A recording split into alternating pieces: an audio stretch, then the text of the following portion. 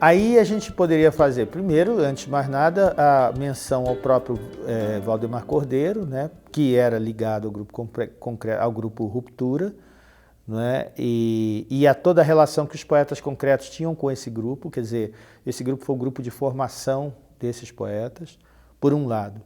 Por outro lado, você tem, bem no iniciozinho da poesia concreta, por exemplo, na exposição de 57 no Rio de Janeiro, no prédio do MEC, ainda não existiam os recursos gráficos que pudessem, no Brasil, né? Já existiam em outros países, mas não existiam os recursos gráficos que pudessem dar um resultado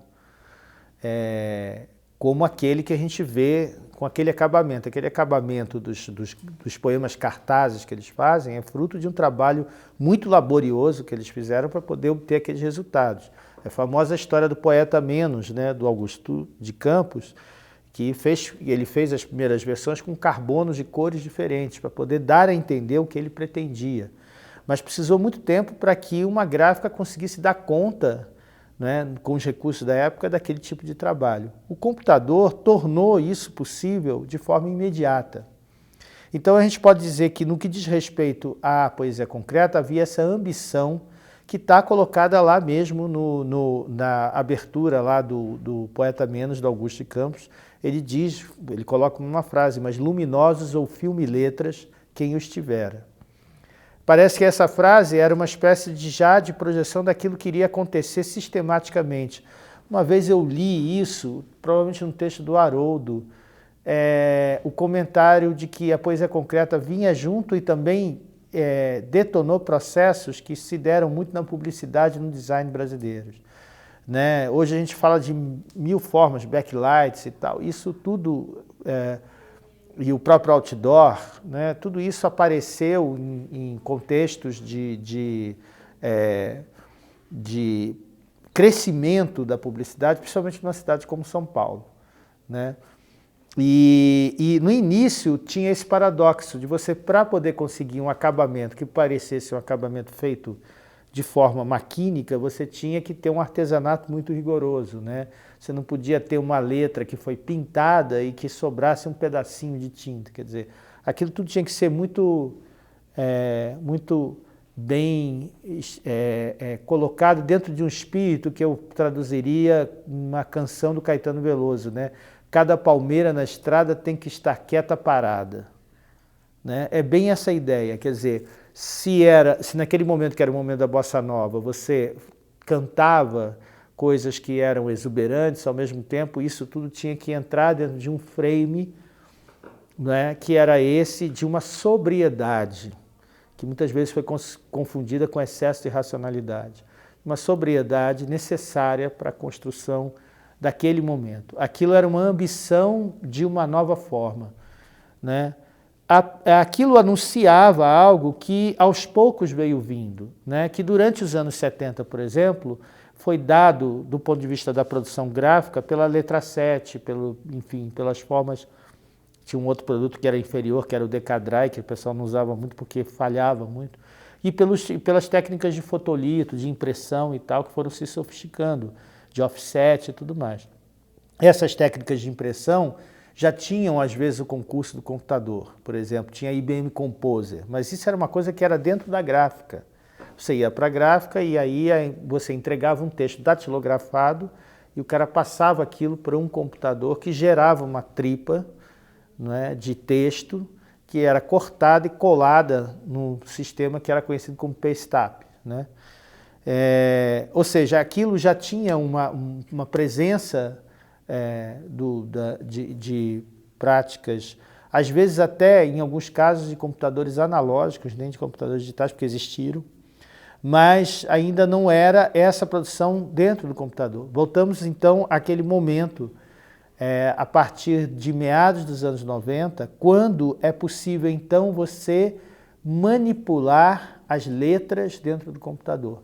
Esse momento é muito bem descrito pelo próprio Augusto, quando ele comprou um Mac Classic, né, que era um computador de muitas limitações, mas que já conseguia processar as imagens de letras com algo próximo daquilo que a gente chama de imagem vetorizada, né? Que é justamente você poder mexer com algum volume, alguma tridimensionalidade possível, né? A partir daí é que começa a haver efetivamente um processo de conexão imediata entre a poesia concreta e a poesia digital. Quer dizer, mesmo antes do Augusto fazer isso em casa, há o caso, por exemplo, em que ele, quando ele faz aquele livro Rimbaud Livre, que ele, o grande amigo e auxiliar dele nisso, que era Arnaldo Antunes, junto com André Valias, os três o ajudam a projetar, inclusive graficamente, quer dizer, Augusto começa inclusive a projetar graficamente os próprios livros. E aí começa-se a, muito embora a saída seja impressa, mas começa a se ver as possibilidades desse movimento na tela.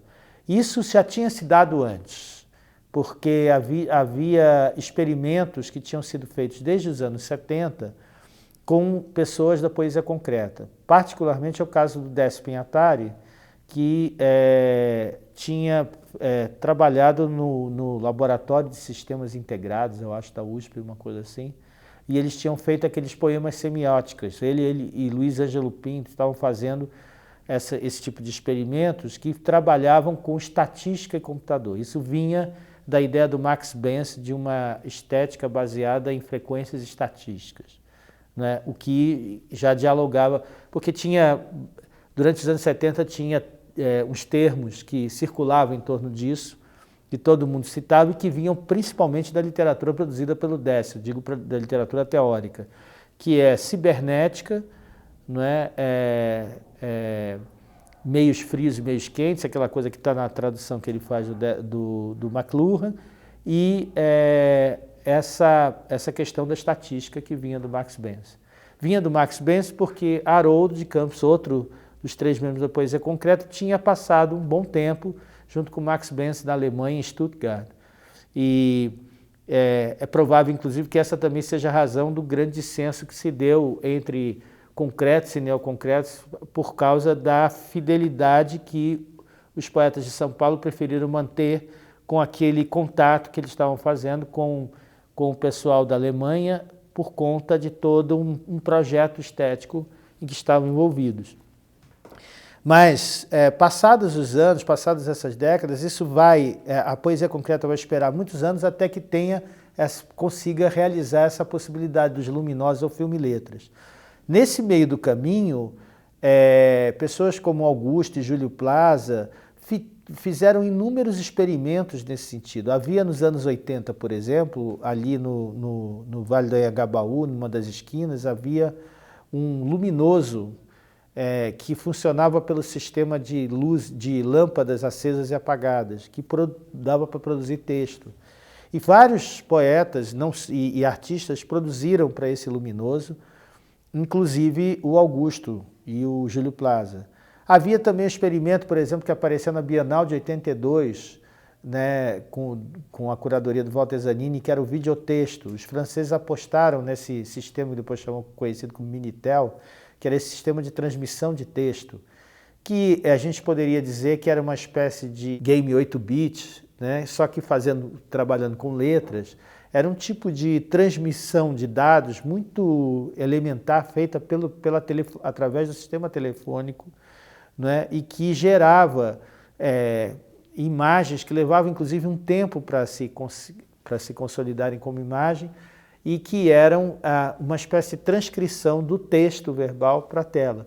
E ficou muito evidente que aqueles poetas ou que tinham uma influência da poesia concreta ou que estavam envolvidos diretamente com ela, o que eles produziam fazia muito mais sentido naquele meio do que quaisquer outros poemas mais tradicionais. E eu digo isso porque se fez experimentos de estatística que funcionavam muito bem com poetas muito convencionais ou muito tradicionais.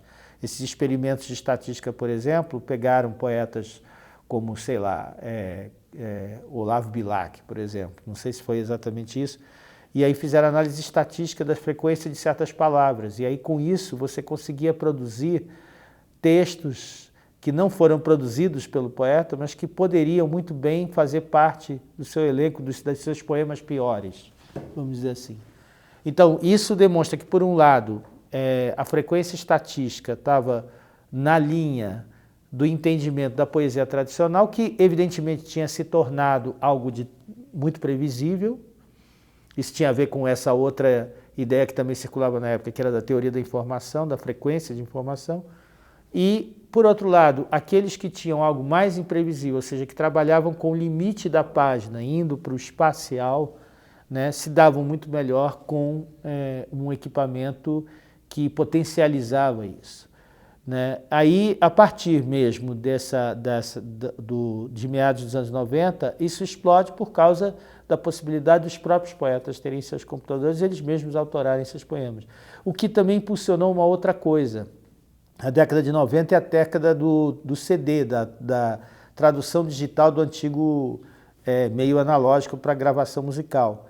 E eu me lembro que um dos primeiros experimentos nesse sentido foi justamente do Augusto, porque ele já vinha fazendo trabalhos nesse sentido, e imediatamente ele pensou, inclusive ele só não conseguiu soltar o CD dele primeiro, porque parece que o Haroldo já tinha uma coisa engendrada com o Arnaldo para fazer a gravação que eles fizeram do Galáxias, que era uma nova edição do Galáxias que vinha com o CD junto, né, que era o Haroldo lendo os textos. O que Augusto ambicionava era algo um pouco diferente, que tinha que ver com o trabalho que ele estava fazendo com o filho dele, o Cid Campos, e que envolvia também aparatos digitais no processo da gravação, que produziram resultados muito interessantes. E aí ele também teve que esperar um tempo para ter a possibilidade de publicar isso da forma mais adequada. Mas você veja que durante esse período